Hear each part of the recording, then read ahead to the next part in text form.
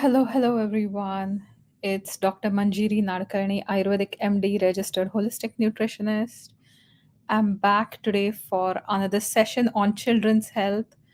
Today's topic is 10 signs that indicate your child is struggling with hidden food sensitivities. I just want to make sure whether my sound is right. It is perfect. Okay. So, yeah, we are talking about 10 signs that indicate your child is struggling with hidden food sensitivities. This is a very crucial topic to understand.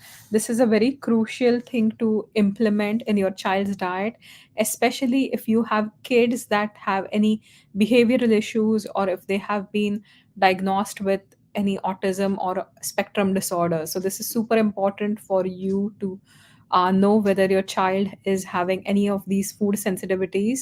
And there are several ways that we can test for these foods. If you are based in Sarnia or the surrounding area, we do a simple non invasive muscle testing where I can help you figure out what kind of foods your child is reacting to. And there are several other ways, keeping a diary, elimination diets that we can work with. To help you identify what are the exact foods that your child could be sensitive to. So I'm gonna say a quick hi to Isha has joined me live. Nice to see you, Isha. Um, After a quick hi, we get started with the hidden 10 signs your child is struggling with hidden sensitivities. So the number one sign, the number one reason why most parents will bring their children to me is frequent tummy aches. That's the number one complaint of the child. And they may experience tummy ache after eating a certain food. They may experience tummy aches just before they go to bed, right? They may wake up from their sleep, if they're really struggling with a lot of tummy aches. So, tummy aches are a significant sign, they're the number one sign that your child could be struggling with hidden food sensitivities. Uh, these could be accompanied by other symptoms like bloating or gas. If there is a lot of gas with a lot of odor, that's something the parents would complain about. So, these are signs that something is off in the digestive tract, right? And most often the culprit is some kind of food that your child is eating but he is not digesting it.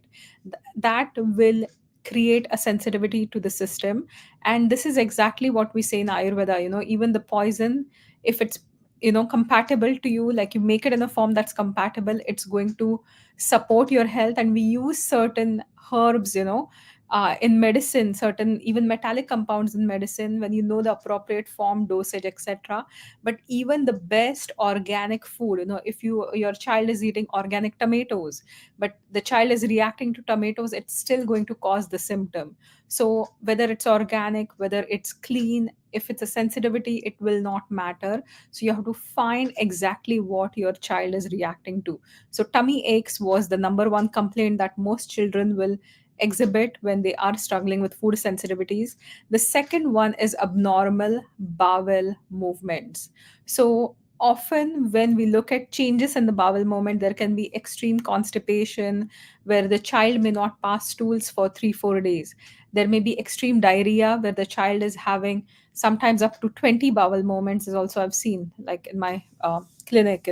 So any severe diarrhea, severe constipation, extremely loose stools, extremely foul smelling stools are the number two sign that your child has hidden food sensitivities. Frequent infections, so recurring ear infections, recurring sinus infections, any tonsillitis, adenoitis, any kind of throat infections, chest colds. If your child is getting sick all the time, the immune system is definitely affected, and that could be affected because of the digestive tract and the food that the child is eating. So if your food is not getting digested, your immune system gets overwhelmed as well. That could be another sign where the child is having frequent infections due to lowered immunity. The fourth one is inability to focus or concentrate, right? So often children are diagnosed and misdiagnosed often too with certain focus related disorders, or where the child is unable to focus, the child is unable to concentrate, the child struggles with hyperactivity. They're given medication, sometimes the medications don't work until you take a certain food out. Number one culprit in hyperactivity, in the inability to focus and concentrate, are food colors, especially the yellow as well as the red coloring that's found in cupcakes and certain candies, so those have to be eliminated, and that will support your child's ability to focus and concentrate. The fifth one is skin rashes, skin patches, blotchy skin, any kind of eczema. So any skin conditions that are persistent, you're trying to do everything in your power, but the eczema just wouldn't change. Or if they have rashes continuously, if they have bumps on the skin continuously, that nothing is helping change it, that could be a sign that it's coming from the gut, it's a food sensitivity. Until the time you eliminate that food, you heal the digestion, the skin is not going to change. The sixth one is fatigue. A child should be active. A child should have enough energy to play around and do all the things they're supposed to do. Now, if you have a child that's complaining of getting tired easily, that doesn't want to play because the child is just exhausted, you have to go back, look at the food, and identify if it's the food that they're eating on a daily basis that's the culprit, that's robbing them of their energy, and that's creating a lot of fatigue. Number seven is unexplained weight gain or weight loss. So, if your child suddenly starts losing weight when you haven't changed anything, or a child suddenly starts gaining weight but you haven't really changed anything in the diet, that is the time to investigate whether there is an existing food sensitivity which is now affecting the metabolism as well. Number eight is muscle pain or joint pain. So, if a child has recurring fatigue as well as muscle pain or joint pain, and a lot of the times, adults or parents will think, oh, it's just the growing pains, probably the child is going to grow out of it. But no, some children are extremely sensitive to certain foods, and that food can trigger joint pain or muscle pain. Rather than it being juvenile arthritis or something like that, you can definitely approach your doctor, get tested for different things, but always start by looking at the foods. Number nine is any kind of behavioral issues. If there is a lot of anger related issues or tantrums or any kind of crying behaviors or any behavioral changes that you notice in the child, if the child is unnaturally irritated or really quiet and really withdrawing, so any changes in behavior could be attributed to different foods as well.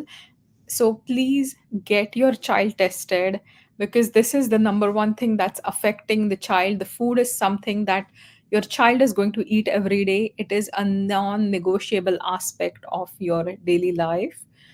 And number 10 is bedwetting, right? So if there is frequent bedwetting, even in an older child, we look at a few things, like we look at parasites, we will look at any kind of emotional imbalances as well. But food sensitivities could cause that as well. So these are my quick 10 signs and symptoms that your child could be struggling from food sensitivities.